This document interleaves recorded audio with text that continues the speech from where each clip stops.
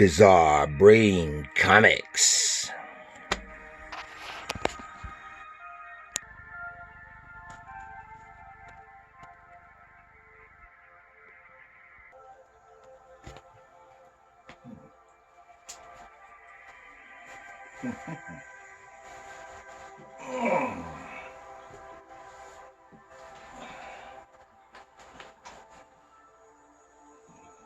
Hello, Gary here for Bizarre Brain Comics.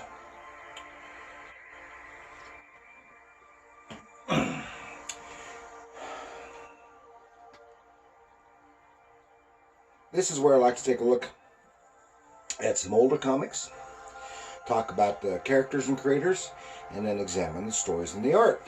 This time, what I want to take a look at is from 1980. This is Marvel Spotlight, number 7, Star-Lord. This is written by Doug Moench and drawn by Tom Sutton. So this is something that Jason Mink at Old Guys Who Like Old Comics should like, because he's a fan of Tom Sutton's art.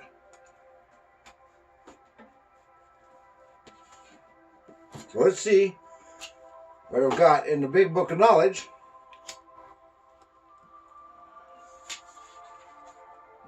Nope, not that one. Here we go.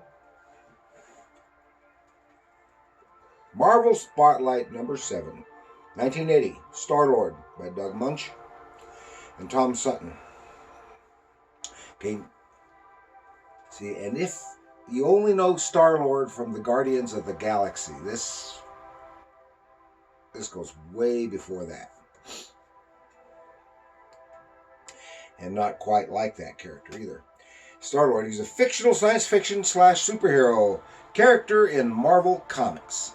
And he first appeared in the black and white magazine Marvel Preview number 4 from 1976. He was created by Steve Englehart and Steve Gann. And he is the son of, he's Peter Quill, the son of Meredith Quill and the alien Spartoi Jason. Spartoi was the race. And he assumed the title of Star-Lord, which is an interplanetary policeman of sorts.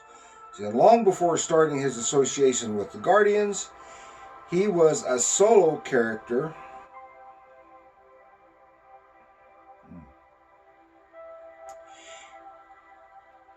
And that's where I'm going to stop right there. I'll tell you some more in a little bit. So, yeah, he was a solo character. Long before, for years. And I have, hopefully, if I still have it, I had the a copy of the Marvel Preview that I just mentioned, that in which Star-Lord first appeared. I bought that off the stands way back when. And if going through my stuff, if I come across it, if I still have it, I want to do an episode on that one sometime. That really highlights his origin. So, in the meantime here, let's join Star-Lord in the depths of the spaceways.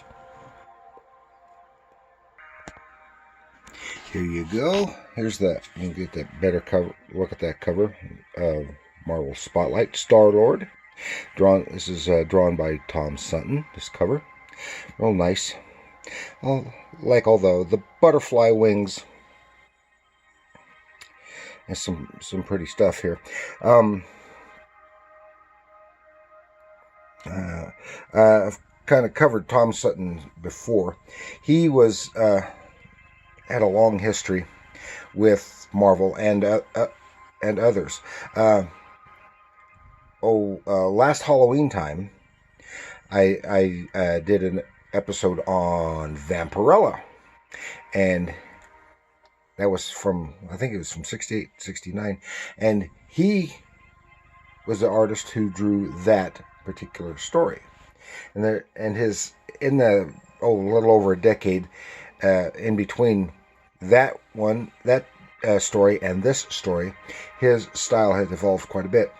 His work looked quite a bit stiff then in the Vampirella, and it's much more fluid and downright lovely. Some lovely work with the line work here, as well as some real nice figure work.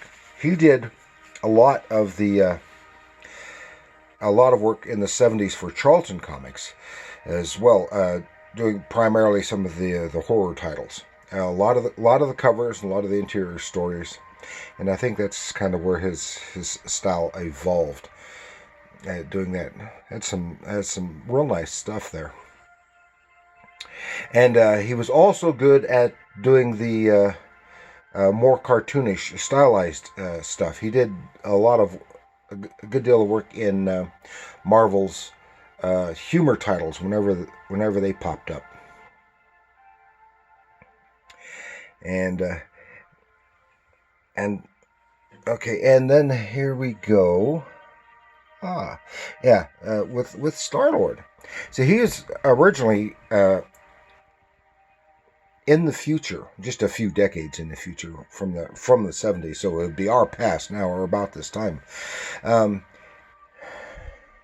He's half alien, and as a child he witnessed the murder of his mother by reptilian aliens, and if I remember correctly, that was out of revenge, because these were aliens were at war with his father's people, if I remember correctly.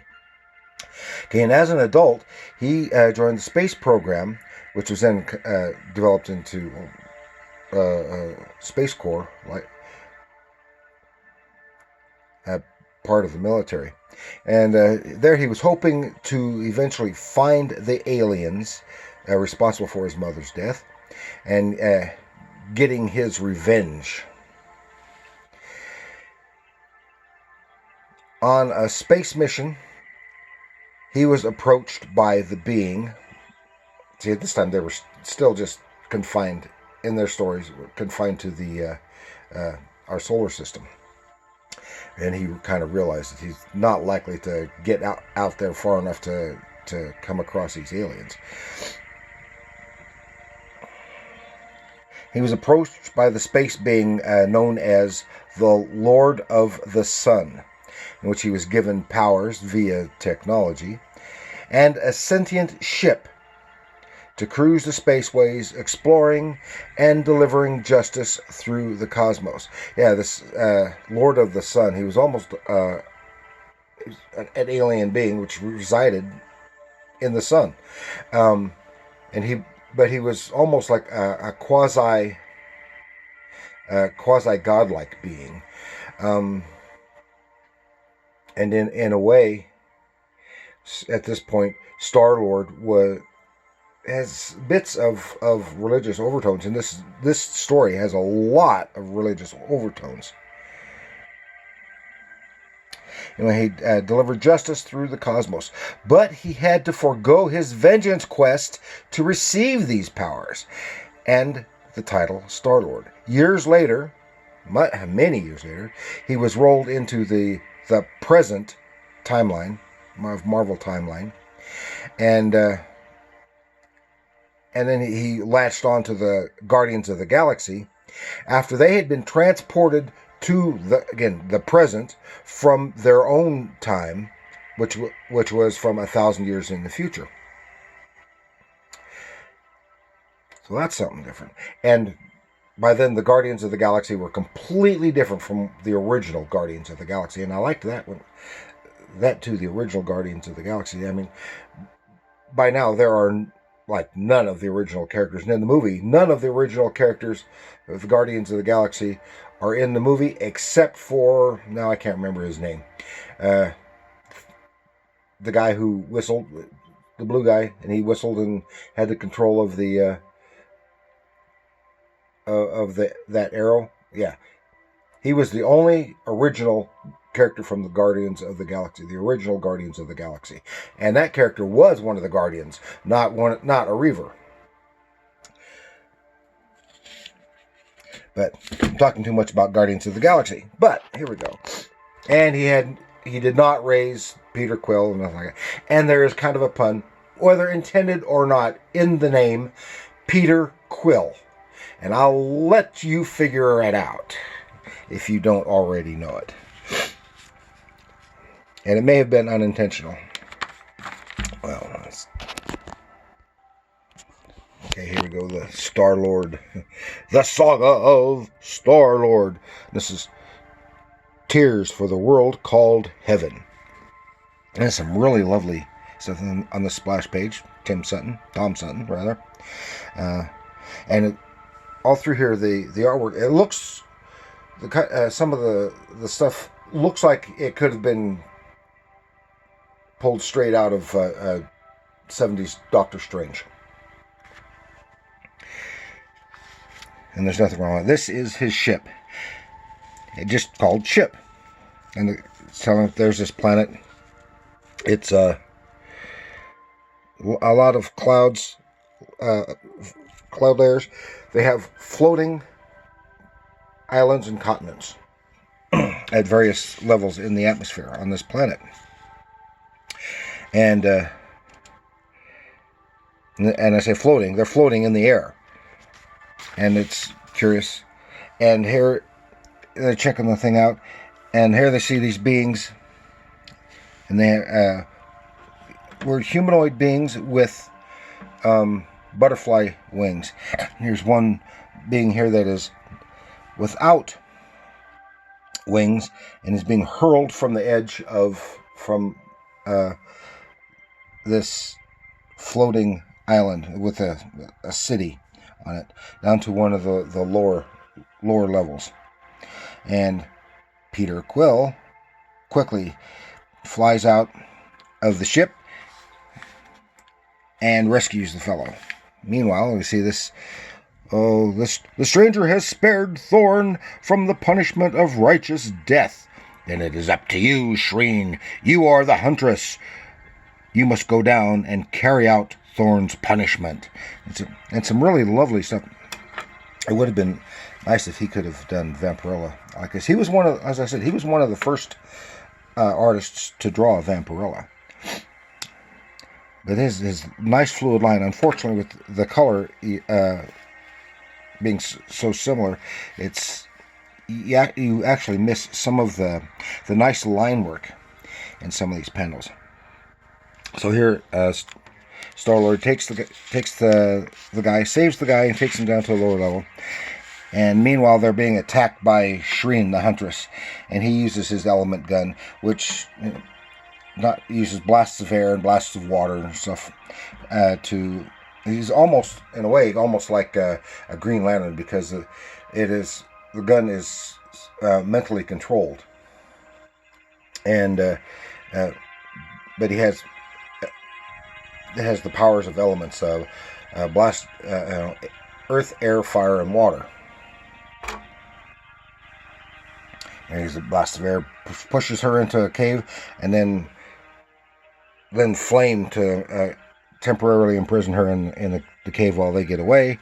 This guy Thorn talks about and said, "Oh, you have saved me," and which is a step of Jiri, or could be Jiri. I'll just pronounce it Jiri, which is like doing a good deed. And now I must do a good deed too, and which he does in a like a baptismal ceremony. Again, all the line work and these backgrounds, a lot of field of depth in these images, looking very mysterious, otherworldly, and performs this act to cleanse him from the violence that he has done. Now, this character here, Thorn, he winds up being a very symbolically religious character. He is, by being cast down from this place that they call heaven, where the winged beings live, is heaven. And he was cast down from heaven down to earth. He is a Satan-like figure. In the course of the story, he is a Christ-like figure as well. We'll get to that and get some really nice stuff. Some of the panels are very visually crowded, just a lot of detail in the backgrounds, so much so that sometimes it's difficult to see what's going on, but it's very nicely done, and this story is very nicely told, visually told. Now he's got mentions here we have a quick flashback to Peter Quill's origins on the crash of the spaceship found by his mother. She loves the pilot, repairs the ship, takes off. Years later, with Peter Quill is the product of their union, and she is killed by the aliens. Here, just a brief recap of what I've already mentioned. And then look at this beautiful buildings here, very cathedral-like. And here, as they're approaching, he says that all these people are coming for me, but they don't know necessarily him, because they know that someone has been cast from, someone is missing from heaven. See, and these beings, they do all these good deeds throughout their life to eventually acquire wings. If they do enough acts of jiri, they get full-sized, useful wings, and they can fly up to heaven. And in heaven, they have immortality. That's as if they don't die first. All right. So here, they've all congregated at this cathedral. And they put these things on, and they channel their energy into sacrificing part of their jiri for this character Thorn, so that within just a few days he can regrow his wings and return to heaven. And it's again real nice artwork, just explaining all this in more detail. And his wings are growing and growing, but it's got to here they are. His wings are almost fully grown and able to fly, but not quite when the Huntress arrives. So Peter Quill has to forestall her, as he has a chance for his wings to mature. And the wings and stuff, it just looked very lovely. Not as much nice color in that one. Some real nice artwork. Oh, good ad for Ron the Space Knight. I want to do that too. And it says that he can't just be Peter can't just fly him up to heaven, because there's a defense mechanism. And he tells the story of how someone had tried to take someone up to heaven, and they were struck by lightning, which is the defense mechanism, and they were both killed. So they can't do that. And here Peter is engaging in some really nice stuff. Again, the coloring, although some nice coloring, it really kind of negates. You can't see the nice line work nearly as much as if it had been black and white, or maybe the colors have been different. But here they are involved in all this. And then he disarms her, defeats her, and she said, well, it's been a battle to the death. So because you have performed an act of jiri by sparing me, I must perform an act for you. And in this, she basically commits suicide. Jumps off this thing and impales herself on these stalagmites. And Peter, saddened. He creates like a headstone using earth around her, like a tomb, and tombs her body. And then Thorn says, says, you must perform an act of Jiri for her. You must weep on her tomb. And Peter tries, but he just can't. He just can't bring the tears. So Thorn says, "Oh, because what he was cast out of heaven because he wanted to build a bridge between heaven and earth to allow everyone to get to heaven." Now he says, "I see that they were right. That I was wrong. That's not going to work." And so, since he can't, he has to perform a sacrifice and to set things right. And while Peter's there watching, Jiri heads up to heaven because his wings are in good order now. But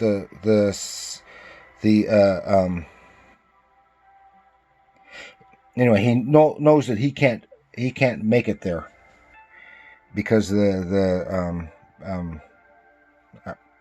system is still up, which is a mystical system, and he voluntarily sacrifices himself for everyone else, for Peter and for everyone else. He's struck by lightning, and here you can really see some religious overtones there, and then it causes a cloud burst and rains, and then Peter does weep, and then a rainbow appears, which symbolizes the bridge between the heaven and the earth. Between heaven and earth.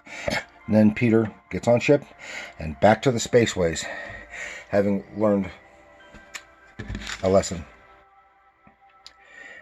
and ultimately failing in what he was trying to do, which was to save the fellow. So I think you can see the strong religious overtones in this. And one thing I think is kind of neat in the fact that this Thorn character represents both Satan and Christ. So that's all I've got this time. Thank you for joining me for Star-Lord. Please like, share, subscribe, leave a comment. And remember, comics are art, even with nice butterfly wings.